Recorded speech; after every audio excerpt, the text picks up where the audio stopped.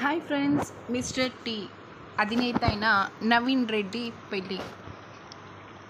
So మనకు తెలుసు నాకు తెలిసి ఇది జరిగి ఒక 6-8 మంత్స్ వరకు అవుతుందన్నమాట. అంతకుముందు మనం చూసే ఉంటాం, వైష్ణవి రెడ్డి నన్ను మోసం చేసింది అని చెప్పేసి ఆ అమ్మాయి ఇంటికి ఎంగేజ్మెంట్ రోజు గొడవ చేసేసి ఎంగేజ్మెంట్ ఆపేసి అమ్మాయిని కిడ్నాప్ చేసి తీసుకెళ్ళిపోయి మళ్ళీ తర్వాత అక్కడి నుంచి అబ్స్కాండ్ అయిపోయి పారిపోయి తర్వాత అరెస్ట్ అయ్యి 14 రోజుల రిమాండ్ పడడం. దాంతోపాటు వైష్ణవి వచ్చేసి అసలు నేను తనని లవ్ చేయలేదని చెప్పడం, కొన్ని ఫొటోస్ అయితే తను బయట పెట్టడం, మాకు పెళ్ళైపోయిందని చేసి చెప్పడం, అదంతా జరిగింది.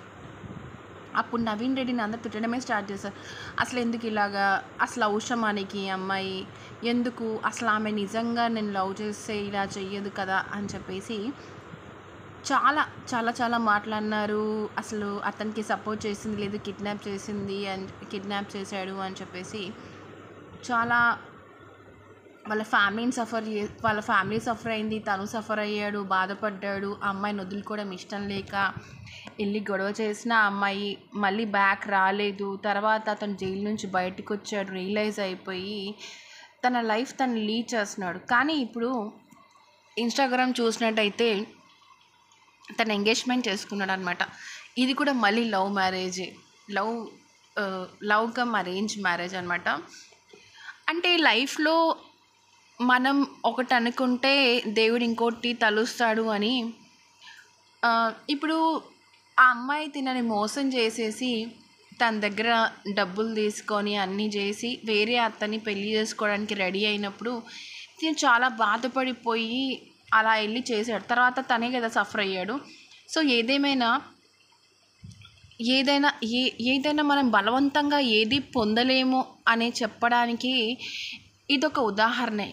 ఎందుకంటే తను ఒక పెద్ద మిస్టర్ టీ అనేది చాలా ఫ్రాంచైజెస్ అయితే ఉన్నాయన్నమాట. చాలా ఫ్రాంచైజెస్కి తను మేనేజ్ చేసి తను ఈ స్టేజ్కి వచ్చాడంటే చిన్న విషయం కాదు. కానీ ఒక క్షణిక ఆవేశం వల్ల తను ఎలా అంటే ఒక ఫ్యామిలీని సఫర్ చేయడంతో పాటు ఆ అమ్మాయి సైడ్ వాళ్ళు సఫర్ అవ్వడంతో పాటు నవీన్ రెడ్డి కూడా చాలా సఫర్ అయ్యాడు. అంటే 14 days జైల్లో ఉండి, అంటే ఆ కేసు ఇంకా ఉంటుంది, ఇంత తొందరగా అయితే పోదు, రైట్? సో ఇప్పుడు మళ్ళీ మ్యారేజ్ చేసుకుంటున్నాడు వేరే అమ్మాయిని. సరే, ఆ అమ్మాయికి అన్నీ తెలిసే చేసుకుంటుంది. బట్ ఏదేమైనా ఒక కేస్ అనేది పడిందా లేదా? సో ఏదేమైనా క్షణికావేశంలో తీసుకున్న డెసిషన్స్ వల్ల మళ్ళీ లాస్ట్కి మనమే సఫర్ అవుతాం అని చెప్పడానికి ఇదొక నిదర్శనం. బట్ చూడండి, తన మొహం మీద కొట్టినట్టు మంచిగా హ్యాపీగా పెళ్లి చేసుకొని హ్యాపీగా ఒక లైఫ్ లీడ్ చేయాలి అని ఇంత తొందరగా బౌన్స్ బ్యాక్ అయ్యాడు అంటే చాలా గ్రేట్ విషయం అన్నమాట. కొంతమంది చాలా బాధపడుతూ, ఇప్పుడు మన షణ్ముఖ్ జశ్వంత్ ఉన్నాడు, తన లైఫ్ స్పాయిల్ అయిపోయినట్టు. ఇప్పుడు సరే, బిగ్ బాస్కి వెళ్ళాడు, డీఫేమ్ అయిపోయాడు, అంతా అయిపోయింది. సో ఇప్పుడు బ్యాక్ వచ్చాడు, వాళ్ళు బ్రేకప్ అయిపోయారు. అంటే లవ్, ప్రేమ ఇదే కాదు కదా లైఫ్లో ఇంకా చాలా ఉంటాయి. లైఫ్లో సాధించాల్సినవి చాలా ఉంటాయి, కెరీర్ ఉంటుంది, బోల్డ్ ఉంటాయి.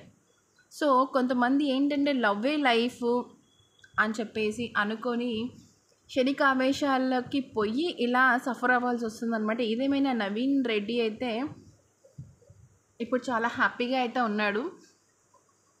ఎందుకంటే తను ఇప్పుడు ఇంకా చెప్పాలి అంటే తను ఇప్పుడు వేరే అమ్మాయిని మ్యారేజ్ చేసుకోవాలి అని ఫిక్స్ అయిపోయాడు. అంటే ఆ అమ్మాయిని మర్చిపోయాడు అనే లెక్క. ఆ అమ్మాయి ఇంకా వేరే అతనితో ఎంగేజ్మెంట్ అయిపోయి తనకి మ్యారేజ్ అయిపోయి ఉంటుంది.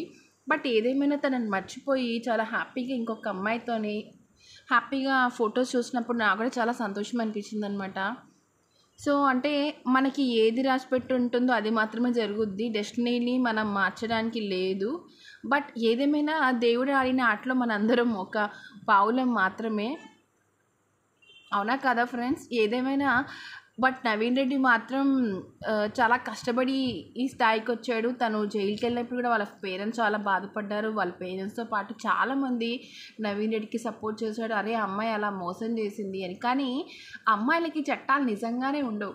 అమ్మాయి ఈ అమ్మాయిలకి చట్టాలే సపోర్ట్ చేస్తాయి, కానీ అబ్బాయిలకి చట్టాలు అయితే నిజంగా ఉండవు అనిపించింది అనమాట. ఎందుకంటే ఆ టైంలో ఆ అమ్మాయి మోసం చేసింది. ఇప్పుడు చూడండి, షణ్ముఖ్ జశ్వంత్ వాళ్ళ తను మోసం చేశాడు అని చెప్పేసి అతనైతే అరెస్ట్ చేయడం జరిగింది, వాళ్ళ బ్రదర్ని. మరి ఈ అమ్మాయి కూడా మోసం చేసింది కదా మరి నవీన్ రెడ్డిని. బట్ నవీన్ రెడ్డిని మరి అప్పుడు అలాంటప్పుడు అమ్మాయిని అరెస్ట్ చేయాలి కదా, చేయలేదు. చూసారా, అమ్మాయిలకి సపోర్ట్గా, అమ్మాయిలకి చట్టాలు సపోర్ట్గానే ఉంటాయి. ఎందుకంటే అమ్మాయి అంటేనే సెన్సిటివ్, అమ్మాయి అంటేనే జీవితం, అమ్మాయి లైఫ్ చట్టానికి చాలా ఇంపార్టెంట్. కానీ అబ్బాయి సంకనాకి పైన సంబంధం లేదనమాట.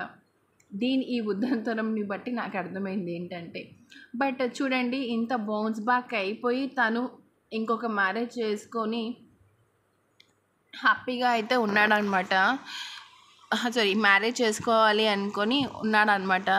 సో ఈ విధంగా మిస్టర్ టీ, నవీన్ రెడ్డి అయితే ఇంకా ఏమంటారు, ఇప్పుడు నెక్స్ట్ అయితే ఎంగేజ్మెంట్, తర్వాత మ్యారేజ్, తర్వాత హ్యాపీ లైఫ్ని అయితే లీడ్ చేస్తాడు.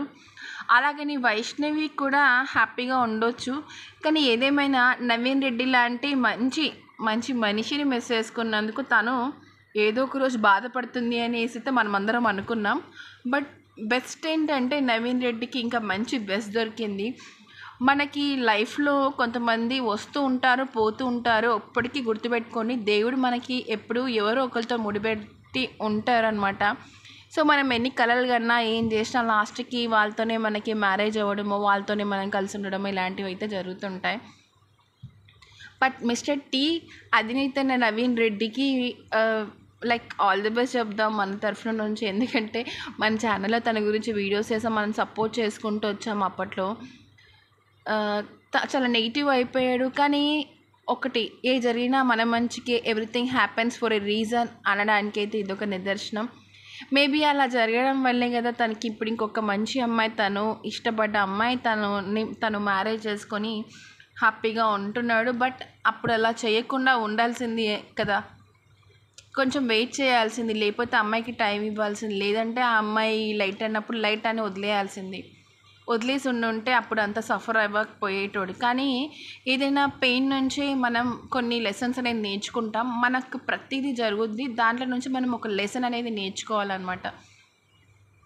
సో ఇంతే ఫ్రెండ్స్ ఈ వీడియో. Thank you so much for watching. ఈ వీడియో మీకు నచ్చినట్లయితే లైక్ చేయడం అయితే మర్చిపోదు. Thank you so much. Bye friends, take care.